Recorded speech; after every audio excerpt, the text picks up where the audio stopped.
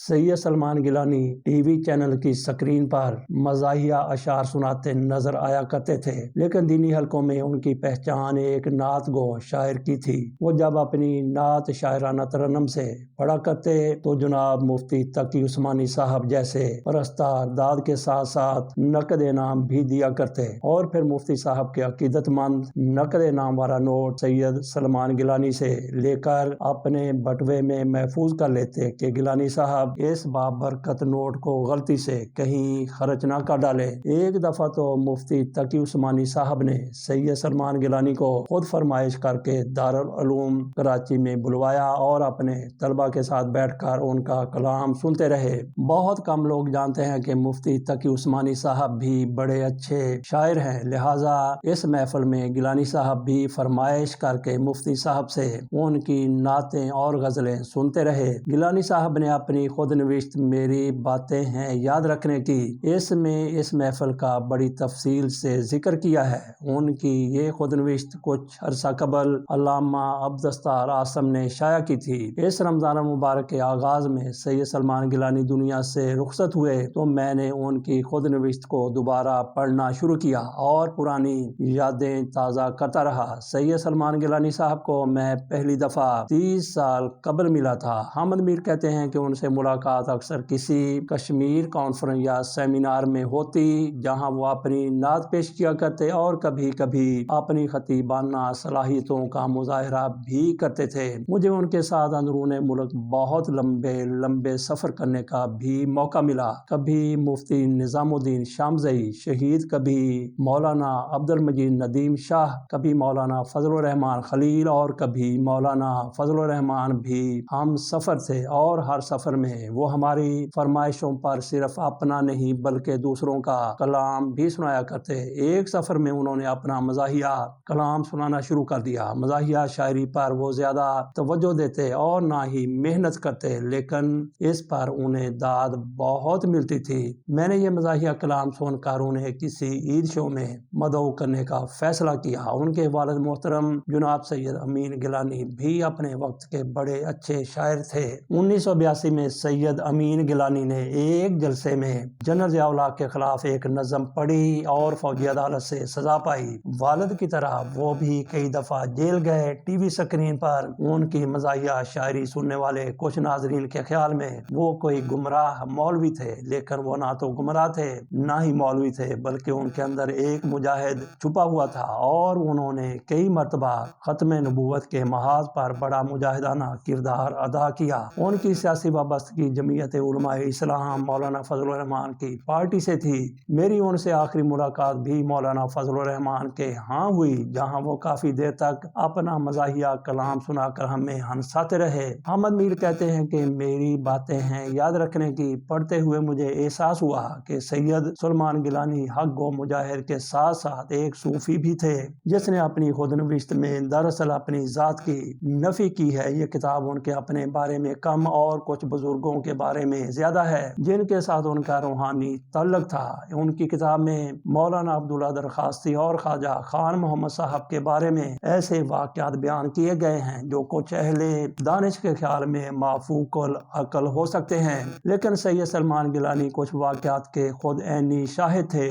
زیادہ تر واقعات مولانا عبداللہ درخواستی کے بارے میں ہیں، جن کے ساتھ ختم نبوت تحریک میں ان کا بہت وقت گزرا۔ ایک دفعہ سید سلمان گیلانی ان کے ہمراہ گلیات کے کسی پہاڑی علاقے میں گئے۔ حضرت درخواستی نے انہیں تاکید کی کہ ادھر ادھر مت جانا، کیونکہ یہ جنات کا علاقہ ہے۔ اس زمانے میں سابق MNA جاوید ابراہیم پراچا ایک نوجوان اسٹوڈنٹ لیڈر تھے اور جنات سے نہیں گھبراتے تھے۔ سید سلمان گیلانی اور پراچا صاحب پیدل ہی ایوبیہ چین لفٹ دیکھنے چل پڑے۔ اس سفر میں واپسی میں ان نوجوانوں کو دیر ہو گئی تو حضرت درخواستی فکر مند ہوئے۔ انہوں نے اللہ کی کسی مخلوق کو کبھی ایک بوڑھی عورت اور کبھی چڑیا بنا کر ان نوجوانوں کا اتا پتہ معلوم کرنے بھیجا۔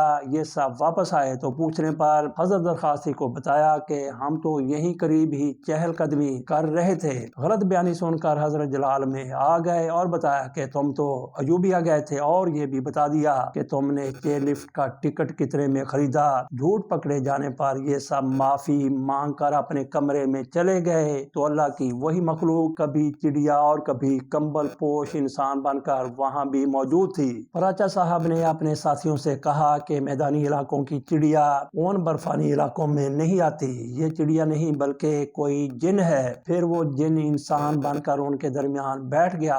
جاوید ابراہیم پراچا نے اسے اس کے مرشد حضرت درخواستی کا واسطہ دے کر کہا کہ ہماری جاسوسی بند کر دو، ہم آئندہ حضرت کے ساتھ کبھی وعدہ خلافی نہیں کریں گے، اور اس مخلوق سے جان چھوٹی۔ اس قسم کے کئی واقعہ سید سلمان گیلانی کی خود نوشت میں موجود ہیں، لیکن انہوں نے جن بزرگوں کے ساتھ اپنے روحانی تعلق پر فخر کا اظہار کیا ہے وہ درویش دولت کے پجاری نہیں تھے، کالے جادو سے دور تھے۔ مولانا عبداللہ درخواستی وفات سے ایک رات قبل بیماری اور ضعف کے باوجود آخری لمحات میں سید سلمان گیلانی سے حمدیہ اور نعتیہ کلام سنتے رہے۔ ان کی نوشت کا ایک اور خوبصورت پہلو یہ ہے کہ وہ اپنی شاعری میں اکثر نواسہ رسول حضرت امام حسین رضی اللہ عنہ کے ساتھ اپنی بھرپور محبت اور عقیدت کا اظہار کرتے ہیں۔ وہ دیوبندی علماء کی محفلوں اور جلسوں میں ببانگ دوہل ذکر حسین کے ذریعے ظلم کے خلاف مزاحمت کا پیغام دیا کرتے۔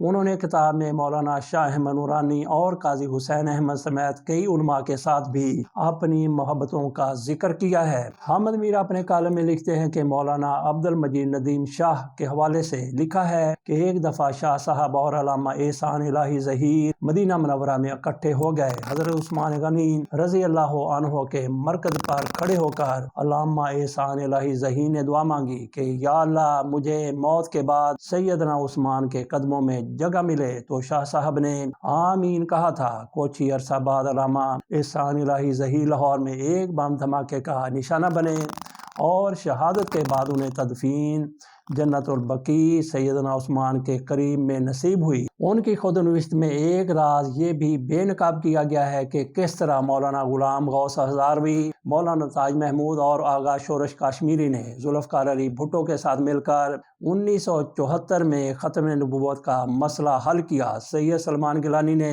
خود مولانا مفتی محمود کی زبان سے بھٹو کو پھانسی دینے کی مخالفت سنی۔ انہوں نے بھٹو صاحب کے جوڈیشل مرڈر کو شہادت قرار دیا۔ ایک جگہ لکھا ہے کہ مولانا فضل الرحمان مسئلہ فلسطین پر تقریر کے لیے اقوام متحدہ گئے تو انہیں ایک سرکاری تقریر لکھ کر دی گئی جو تنتنے اور ولولے سے خالی تھی۔ مولانا نے یہ تقریر کرنے سے انکار کر دیا، جس کے بعد ان کا بریف کیس چوری کر لیا گیا، لیکن تقریر محفوظ رہی۔ پھر مولانا نے عربی میں تقریر کر کے فلسطین پر عالمی طاقتوں کی منافقت بے نقاب کر کے بے پناہ داد سمیٹی۔ گیلانی صاحب نے اپنی کئی کامیابیوں کو درود شریف کے فیض و برکات قرار دیا ہے۔ درود ابراہیمی پڑھنے کا یہ وظیفہ انہیں خواجہ خان محمد صاحب نے تجویز کیا تھا تاکہ انہیں زیارت حرمین شریفین نصیب ہو۔ پھر انہیں یہ زیارت 36 مرتبہ نصیب ہوئی۔ آپ بھی درود شریف پڑھیں اور سید سلمان گیلانی کی مغفرت کے لیے دعا